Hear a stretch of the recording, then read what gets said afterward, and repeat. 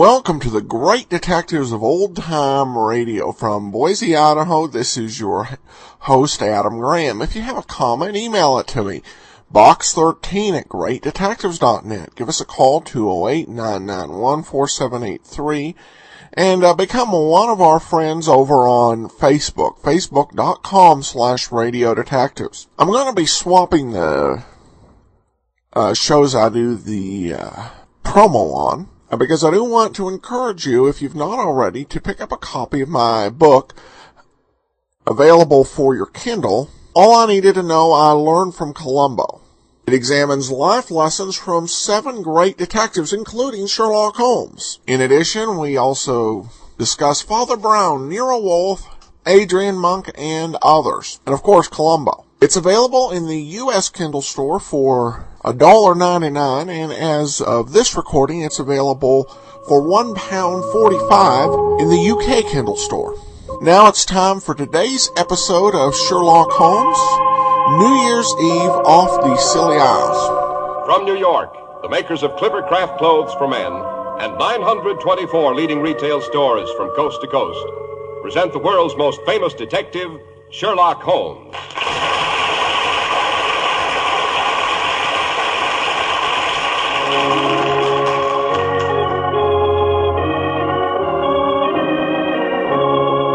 Our stories are based upon the character of Sherlock Holmes, created by Sir Arthur Conan Doyle. Sherlock Holmes is portrayed by John Stanley, Dr. Watson by Alfred Shirley, and the dramatizations are by Edith Meiser. Well, here we are once again on the threshold of Dr. Watson's study. We find Mr. Holmes' genial biographer strutting up and down in front of his fireplace. Evening, Doctor. You look fit. The Christmas festivities don't seem to have got you down. I am fit, Mr. Harris, very fit. Better than that, I'm rather well fitted. Oh, great Scott, man, where are your eyes? Why, Dr. Watson, don't tell me Santa Claus brought you a Clippercraft suit. Well, why not? Just because I'm a wee bit venerable doesn't mean I'm antique. I still enjoy making a good impression, don't you know? Well, in that suit, it'll be the girls that go when you walk down the street, Doctor. Oh, Mr. Harrison. Seriously now, Doctor, suppose you tell us what tonight's story is to be about. Well, tonight I thought I'd relate how Holmes and I spent New Year's Eve off the Scilly Isles. The Scilly Isles? That sounds appropriate, Doctor. The name of these particular islands is spelled S-C-I-L-L-Y. They are located roughly 100 miles southwest of Land's End, Mr. Harris. Oh, what in the world were you doing there on New Year's Eve? Trying to prevent a great maritime catastrophe. You remember what happened to the Titanic? You know what happened to the Lusitania? Well, the lives of those on the ocean liner Gigantic were in even greater danger when Holmes and I went over the side on New Year's Eve in the year 1912. Oh, but good heavens. There I go getting ahead of myself again. Suppose I fix us a Tom and Jerry while you tell our listeners how to start the year right in a Clippercraft clothes. Fair enough, Dr. Watson. Millions of men, like you, will start the new year in a smart new Clippercraft suit and overcoat. Yes, today more men than ever before wear Clippercraft clothes, for we've sold more Clippercraft clothes than ever before in our entire history. There's a reason, of course. The wise old American public, with its eye for value, has pronounced Clippercraft the most remarkable clothing buys they've ever seen. The reason for these amazing values is the sensational Clippercraft plan, concentrating the buying power of 924 of the nation's leading stores from coast to coast. It accounts for tremendous savings in manufacturing and distribution costs. That's why truly fine Clippercraft suits are only $40 and $45, why Clippercraft topcoats and overcoats are only $40, and sport jackets only $26.50. Clippercraft values are downright amazing. Compare them with clothes selling for many dollars more.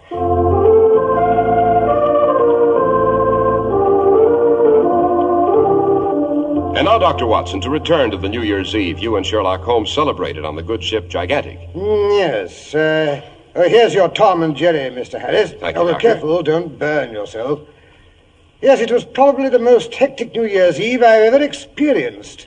Nothing is as terrifying to a seafaring man as the thought of fire aboard ship, the panic, the isolation. Oh, but that's neither here nor there. Yes, let me see. It was the last day of the year 1912. Its inception was sufficiently placid, I must say. A light snow was falling as Holmes and I seated ourselves on either side of a well-filled breakfast table. The flames of our sea-coal fire reflected themselves cheerfully in the generous coffee pot. The whole house was filled with the pleasant aroma of the stuffing Mrs. Hudson was preparing for our New Year's goose. Suddenly there came a frantic jangle at the front door bell.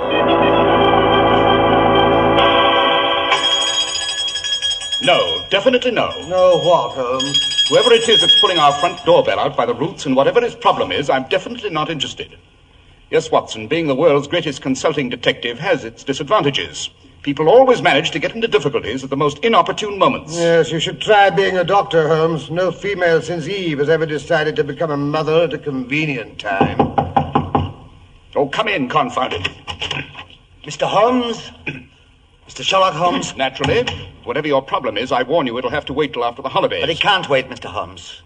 Close to 2,000 lives are at stake. I pray to heaven you'll be able to reach them before it's too late. Reach whom? Where? And what is this disaster you anticipate with such trepidation? The steamship Gigantic, Mr. Holmes. She should be somewhere off the Scilly Isles by midnight. We've been reliably informed that an attempt will be made to set fire to her at that time. If successful, it'll be the greatest disaster in all maritime history.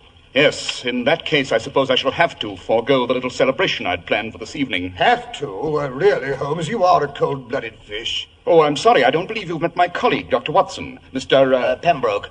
Reginald Pembroke. How do you do, sir? I'm chairman of the board of Floyd's, the famous insurance company. Oh, then your desire to prevent this disaster isn't entirely humanitarian. Not entirely, but neither is it altogether mercenary.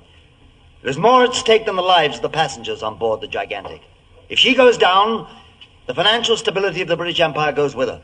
Interesting, eh, Watson? Continue, Mr. Pembroke. You may not be aware, Mr. Holmes, that during this past year there have been a terrifying number of marine catastrophes. Holmes knows everything, Mr. Pembroke. I'm quite cognizant of the fact that quite a few of the newest and fastest British liners have been destroyed at sea by fire, storm, and accident.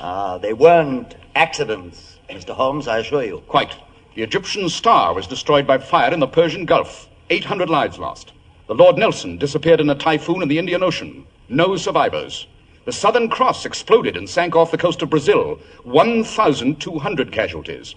The Wellington, the Lady Jane Grey, and the El Dorado all caught fire in different parts of the Pacific. Total deaths, over 2,000.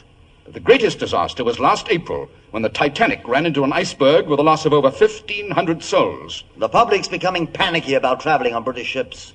The ships of other nationalities are taking all our trade. 3 banks and nearly 10 investment concerns who had large marine interests have gone to the wall. Even Floyd's is not too secure. But that is not the most serious aspect of the situation. Really? Good Lord, don't tell me there's worse to come. Much worse, Dr. Watson. Those ships disappeared in many parts of the world. They were sunk by diverse methods.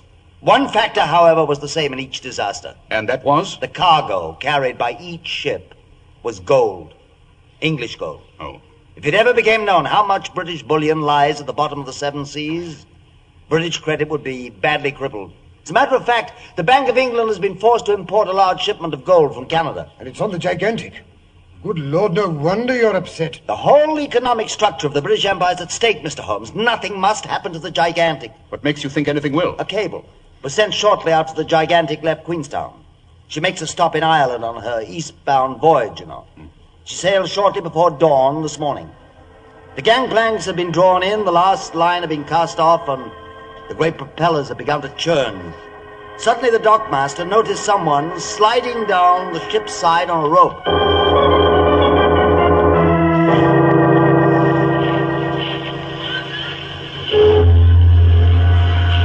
Hi, look up there, sir. Some fool's climbed over the side. He's coming down on a rope. Go back, you fool, go back. You'll be killed. He'll never make the dock. He'll fall in the water and be swept under the ship. No, he's pushing the rope away from the ship with his feet. He's swinging out. He's going to jump. He made it. Someone up on the bridge has seen him. He's calling to The him. chap's picked himself up. He's shouting back. Happy New Year to you up there! Happy New Year! In hell! Good Lord, I know the man, sir. It's Smoky Joe, the firebug. If the Gigantic don't catch fire between here and Southampton, I'm a Dutchman.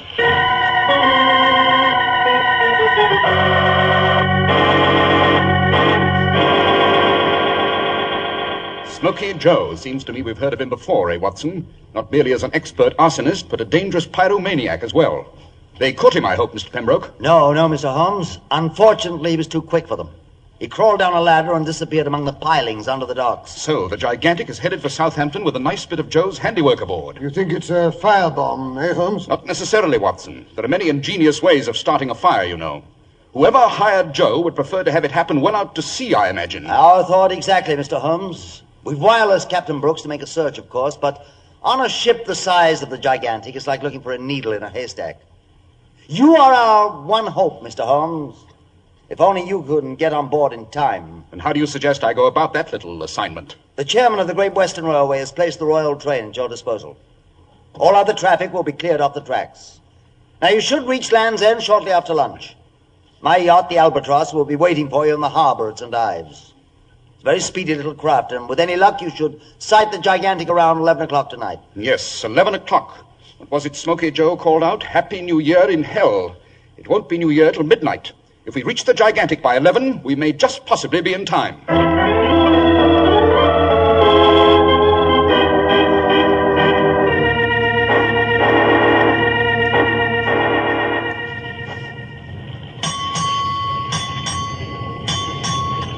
Six bells. It's 11 o'clock. Confound this fog. We've had to reduce our speed to half. Oh, we'll never catch up to the Gigantic now, Holmes. Nonsense. She's had to slow down, too. I only hope we don't miss her entirely in this fog. I don't really care. You don't sound very fit, Watson. What's up? Do you have to use that unfortunate expression? Don't tell me you're feeling squeamish. It's this confounded roll. I can stand a good brisk sea, but this bobbing about in a teacup... Pity I didn't bring the Mothersill's seasick pills. Oh, Mothersill's bar. There's only one remedy for this sort of thing. What's that? Staying on shore. Jolly way to spend New Year's Eve, this is. Who do you suppose is responsible for these confounded sinkings, anyway? Mr. Pembroke seems to feel it's a foreign plot. The Middle European shipping industries benefit the most, of course. Holmes, did you hear that? By Jove, yes. Sounds like an ocean liner, right enough. Yes, we're signaling her.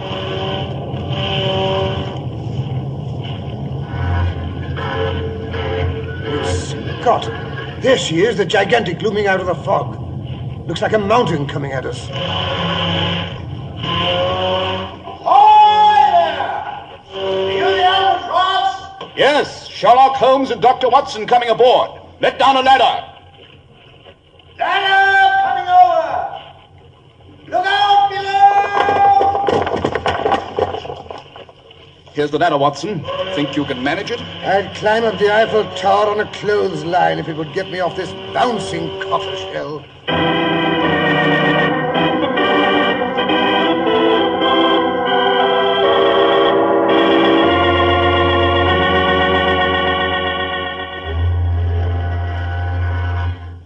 Quite an impressive array of instruments you have up here on the bridge, Captain Brooks. Yes, Mr. Holmes. On the Gigantic, we have the latest of everything. And none of it's any real use in case of fire. I'd sooner face a typhoon or a shipwreck, or a mutiny even, dod rat it, than a fire on board ship. But surely a ship this size should be fairly fireproof. That's what you might think, Dr. Watson. But there are three factors that make a fire on a luxury liner dangerous.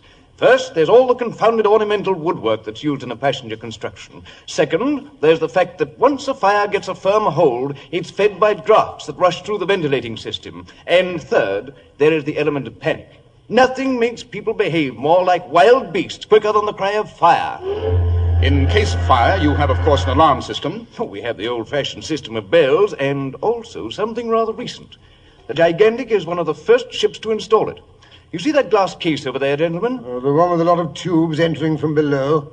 Looks rather like a giant honeycomb, eh, Holmes? Each of those tubes leads to a separate compartment of the ship. The instant a fire breaks out anywhere, smoke is immediately drawn up into the glass case. I've stationed a sailor to watch that case. Believe me, gentlemen, the first wisp of smoke, we shall know it. Yes, undoubtedly very helpful, Captain Brooks, in the case of an ordinary conflagration. But I assure you, a fire set by Smoky Joe is not ordinary. He's a master arsonist. 10 seconds after one of his fires breaks out, you're dealing with a raging inferno. Well, confound it, they tell me the man deserted the ship at Queenstown. That is this morning. Well, that's more than 18 hours ago. If he'd set fire, it seems to me that we'd be in flames by this time. Not necessarily. There are many methods by which a fire can be made to break out long after the pyromaniac has left the scene of his crime. You say you found no time bombs, no inflammable acids? No, Mr. Holmes. Ever since I received word that we were in danger, I've had my men searching high and low. They found nothing, absolutely nothing. It's been a systematic search, I promise you. Yes, but you've drawn a blank. That's what comes of using system instead of brains and initiative. Oh? And how do you propose to locate whatever it is we can't find? By using a little logic.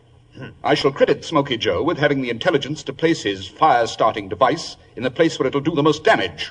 The man's no amateur, Captain. He knows his business. Then I shall investigate that place and remove his handiwork. Holmes, you're bragging again. Not at all, my dear Watson. I think I may promise I shall have discovered the menace inside of half an hour. I only hope Joe's little device doesn't do its nasty job before then. Half an hour. It's now 11:30 exactly. Do you think you can solve this problem by midnight? Yes, Captain. With any luck, I think I can promise you a placid and uneventful New Year. Captain Brooks? Yes, Mr. Brown. What seems to be the trouble? The wireless engineer, sir, wishes to report that something's wrong with his apparatus. Both the sending and receiving equipment have suddenly gone out of commission. I don't like that. What does he think is the Pardon matter? me, Captain. Can you come here a minute? Excuse me a moment, gentlemen. The wheelsman is calling me. What's the trouble, Jerry? It's the compass. It's spinning like a top. I can't figure out what's got into it. Never seen the like except once in some magnetic storm. Great Scott, this is incredible. Now what? It's the engine room calling, Captain. I'll take it. Hello? Yes, Captain Brooks speaking. The blazes, you say? Well, do the best you can. Seems to be the difficulty, Captain. The dynamos are slowing down. They can't figure out why. Good Lord, sir, that's why the lights are getting dim. Blazes with the lights. Without dynamos, we've no forced draft for the furnaces. We'll never keep up enough steam pressure to drive the ship. In no time at all, we'll be drifting helplessly in the Atlantic, in the middle of the reefs that surround the Scilly Isles. Jolly way to spend New Year's Eve, eh, Holmes? It could be worse, you know. How? The ship could be on fire. That's the real menace, to which these other threats are but the prelude, I fancy. For the love of heaven, what are we to do? Keep calm and use whatever intelligence the Lord has endowed us with. Captain Brooks, I suggest you and as many officers as you can spare join the holiday celebration that's undoubtedly going on in order to keep discipline in case there's any disturbance. Very good, Mr. Holmes. There's a New Year's dance going on in the large ballroom. It's on sea deck. And meanwhile, if you can spare us someone to guide Watson and myself. Of course. And Mr. Brown here is our purser. He knows the ship as well as anyone aboard. I'm sure he does. Very well, Mr. Brown. If you'll lead the way, I think Dr. Watson and I would like to go below. And investigate the engines? No, Mr. Brown, even lower than that. What we're looking for is apt to be rather close to the furnaces, I imagine.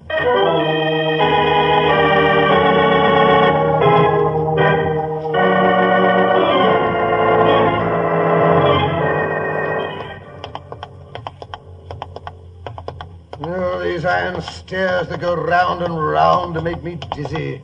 Maybe it's the heat down here. Yes, we're getting close to the furnace room. If you listen, you can hear the men stoking. Grim way to earn a living, eh, Holmes? Stop a minute. Where does that lead, Mr. Brown? That small corridor with a heavy metal door at the far end. That's the bullion room, sir, where the gold is kept. Very interesting. Suppose we take a look, eh, Watson? Yes, I've always wanted to see those gold bars you hear so much about. I'm afraid that won't be possible, Dr. Watson. Why not? Well, as you can see, the door is locked and sealed. It was done by the port authorities before we left New York. That door won't be opened until the port authorities unseal it when we reach Southampton. You mean that room in there wasn't opened when the captain ordered the ship searched for incendiary material? No, Mr. Holmes.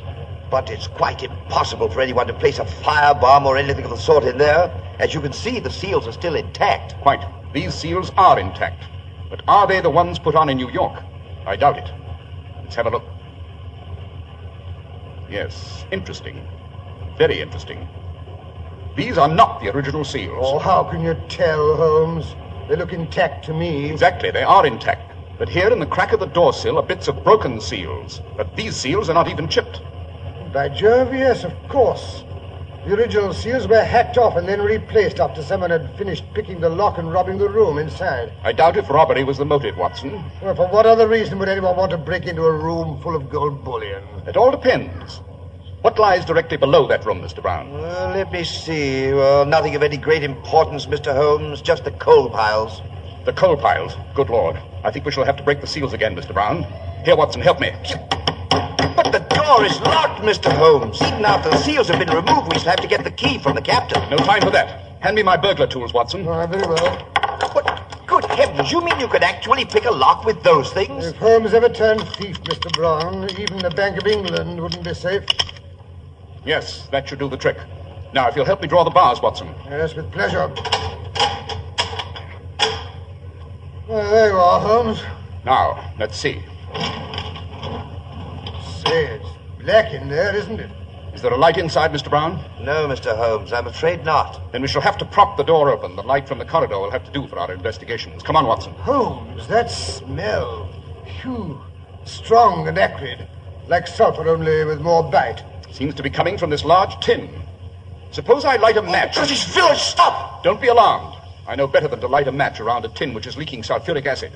I only wanted to know how much you knew about Smoky Joe's incendiary device, Mr. Ludwig Brown, spelled B-R-A-U-N, if I'm not mistaken. So you recognize me? Yes, that dueling scar over your left eye. It's rather a giveaway, don't you know? So you have found how we are going to set fire to the ship by having the acid drip through a hole in the floor onto the coal beneath. The first shovelful of that acid-soaked coal that goes in the furnace, and the whole of a ship will be a blazing inferno. Nothing could put out that fire. Don't you mean that's how you were going to start the fire? My dear Mr. Holmes, you do not think we will let a small obstacle like the famous Sherlock Holmes stand in our way? Now, listen to me. Don't raise your fist to me or I'll let you have it. Never argue with a Luger pistol, Watson. What? That's the first sensible remark you've made, Mr. Holmes. I'm sorry to leave, but the stokers should reach the sulfuric acid impregnated coal in about 10 minutes, I believe. So I must be going. This room will be a roaring oven once it starts. You will be rather badly overdone, gentlemen. Goodbye, then. So sorry I cannot say auf Wiedersehen. The door. He's bolted it. Even you can't open it now, Holmes. Shut up, Watson, and help me look for the opening. What opening, for heaven's sake? The opening that leads to the tube that ends in the captain's new fire-detecting machine. It should be somewhere near the ceiling. But, Holmes, I can't see a thing in this black hole of Calcutta. You can feel, can't you?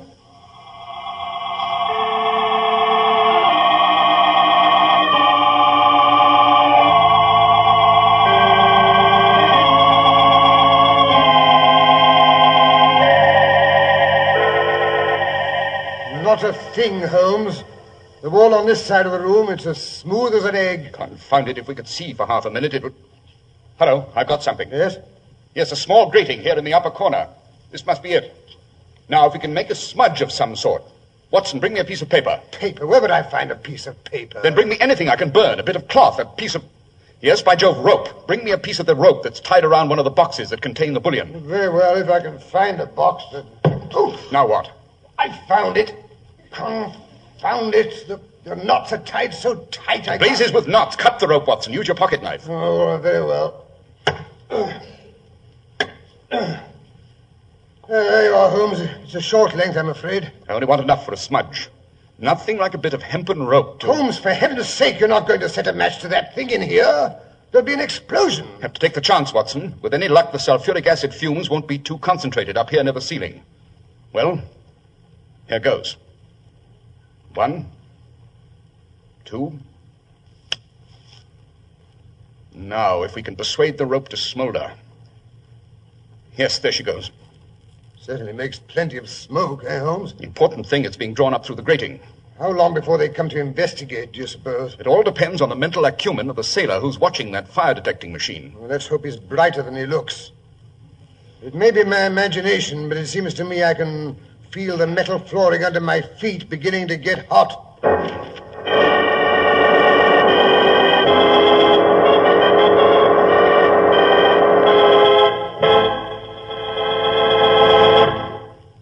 Most things in 1948 will cost you a great deal more than you've paid in other years. That's why it's sensational news to know that you can get Clippercraft suits in 1948 for only $40 and $45. Clippercraft top coats and overcoats for only $40 and sport jackets for only $26.50. And isn't it as good a time as any to decide to get the most for your money? You've every right to expect long wear, correct styling, good taste, comfort, and perfect fit. And you get all these to an astounding degree in Clippercraft clothes. And you get them at incredibly modest prices. It's, of course, American production genius applied to the making of fine clothes that does the trick. It's the unique Clippercraft plan, concentrating the buying power of 924 of the nation's leading independent stores from coast to coast. You get the benefit of this plan at your own locally owned store, the store you can trust. Selling expensive clothes at inexpensive low prices at the nation's finest independent stores is the great big idea behind the Clippercraft plan. That's why men who know insist on Clippercraft clothes. So be sure to visit the Clippercraft store in your city. These leading stores in the metropolitan area are proud to add their names to Clippercraft in your suit, top coat, and overcoat. In Manhattan, Saks 34th, Broadway at 34th, John Wanamaker Men's Stores, Broadway at 8th and 67 Liberty Street. In Brooklyn, Abraham and Strauss. In Newark, New Jersey, Boulevard Men's Shop, Kresge, Newark. And in Jamaica, the B&B Clothes Shop, 16408 Jamaica Avenue.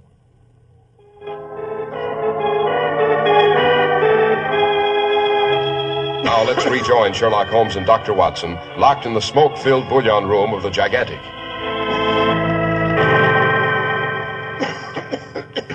Good Lord. How long does it take for them to get us out of here?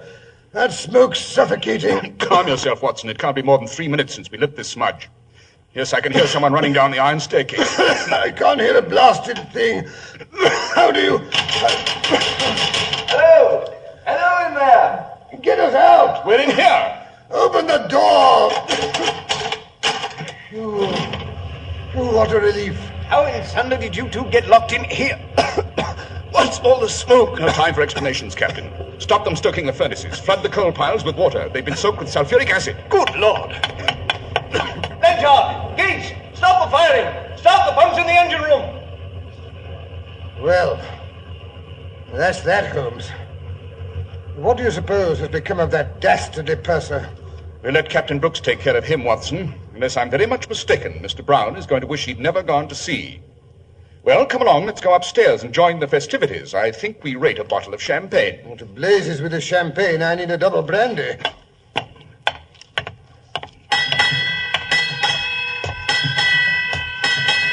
8 bells. Let's see, that would be... Midnight, Watson. Happy New Year, old fellow. Happy New Year, Holmes, and many of them.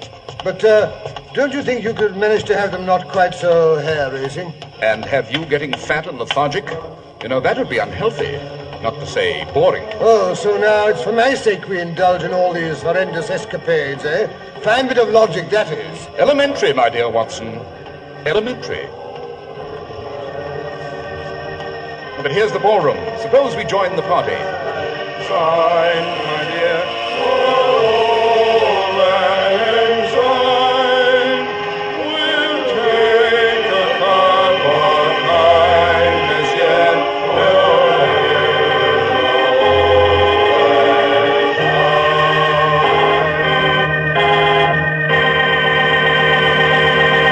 Well, Dr. Watson, that was an exciting way to spend New Year's Eve. It was a bit too exciting, Mr. Harris, if you ask me. Doctor, did they catch the purser? Oh, they did indeed.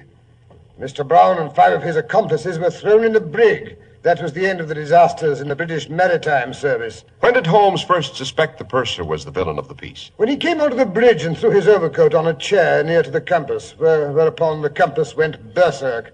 Holmes immediately suspected the coat contained a powerful magnet of some sort. And was he right, Doctor? My dear Mr. Harris, was Sherlock Holmes ever wrong? But come, fill your mug and let us wish our radio friends a prosperous, happy, and peaceful New Year. Indeed we do, Doctor. And now, Dr. Watson, would you like to give us a hint about next week's story? Next week, I think I'll tell you how Holmes and I trapped a famous jewel thief right in our own rooms in Baker Street by the use of what was then a fabulous new invention, the gramophone.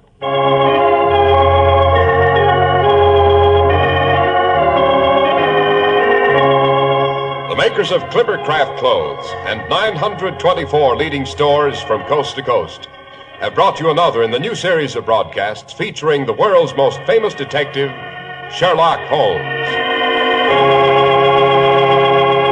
Sherlock Holmes is produced and directed by Basil Lochran, with special music by Albert Berman. If you don't know your Clippercraft dealer, write Clippercraft, 200 Fifth Avenue, New York City. Be sure to listen next week to Sherlock Holmes in The Mazarin Stone. If you'd like to attend the Sherlock Holmes broadcasts in New York, see your local Clippercraft dealer, and he'll tell you how to obtain your tickets.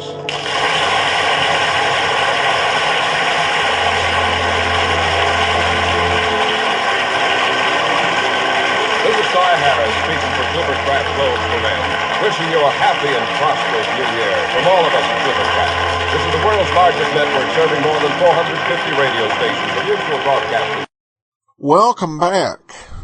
It was kind of odd to hear Sherlock Holmes wanting to have New Year's Eve dinner rather than go out on a problem. It's worth noting here that, of course, this episode was set in 1912, towards the tail end of the Holmes era. His very last adventure was set in 1914. I do think this episode could have used a better, maybe more descriptive title. It really did not convey that we were going to be in a race against time to save the ship and the English economy. Title sounded a whole lot more lighthearted than that. Well, we turn now to listener comments and feedback, and just a nice keep up the good work. Well, thank you for your kind remarks. That will do it for today. And next week we return to regular order with our next episode of Sherlock Holmes. Join us tomorrow for yours truly, Johnny Dollar. In the meanwhile, send your comments to box13 at greatdetectives.net. Follow us on Twitter at Radio Detectives and give us a call, 208-991-4783. But from Boise, Idaho, this is your host, Adam Graham, signing off.